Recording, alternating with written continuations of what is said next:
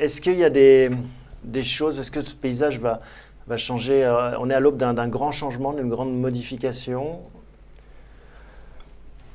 Alors, on en parlait, vous en parliez tout à l'heure, les GAFA qui arrivent sur ce secteur-là.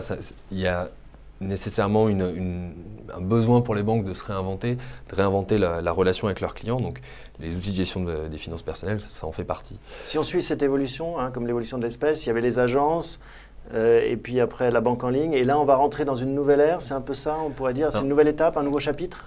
Alors l'agence, à mon sens, elle n'est pas morte, il ne faut pas l'enterrer, même si aujourd'hui elle est moins fréquentée.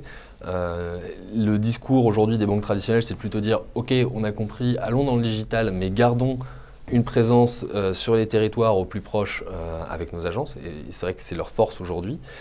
Le risque aujourd'hui pour les banques, c'est qu'on...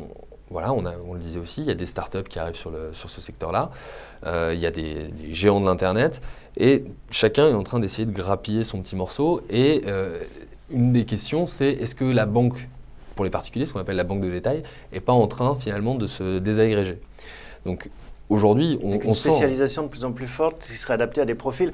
On pourrait imaginer des banques consacrées, dédiées aux chopeuses, d'autres aux amateurs de grosses voitures, non? N'allons pas jusque-là, mais néanmoins ça peut retisser du lien entre les banques en dur et leurs clients, c'est-à-dire peut-être leur proposer de nouveaux services, de nouveaux rendez-vous avec des conseillers qui ne sont pas que des conseillers financiers qui vont vous conseiller des produits d'épargne ou vous vendre du crédit. Autour de ces centres d'intérêt, justement. Des centres d'intérêt ou de la manière dont on gère son budget aussi. On pourrait peut-être imaginer un conseiller qui dirait bon, on va se mettre autour de la table, on va analyser vos dépenses, voici ce que vous pourriez faire pour que ça aille mieux, que vous épargniez plus ou que vous vous retrouviez moins en difficulté. Une dernière question pour vous deux. On a commencé cette émission en faisant le constat que les Français n'étaient pas forcément peut-être des grands fans de la gestion budgétaire. Est-ce que vous pensez que toute cette évolution, cette culture nouvelle, ces outils nouveaux, ces tendances vont les changer ? Je pense que c'est dans leur intérêt en tout cas.